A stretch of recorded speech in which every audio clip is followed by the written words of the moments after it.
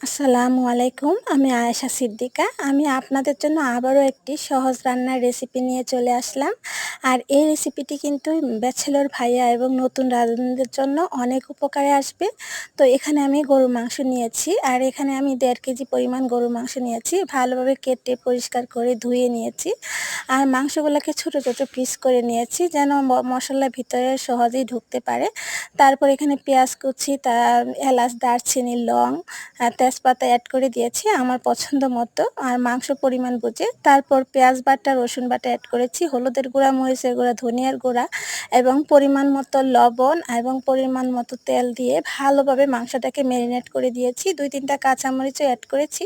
এখন চুলায় বসিয়ে দেব। তারপর ৩০ মিনিটের মতো আমি কষিয়ে নিয়েছি। এখন গরম পানি অ্যাড করব। তো ফুটন্ত গরম পানি অ্যাড করে আবারও আমি ৪০ মিনিটের মতো মিডিয়াম টু লো আঁচে রান্না করে নিয়েছি। বেশ হয়ে গেল আমার মাংস।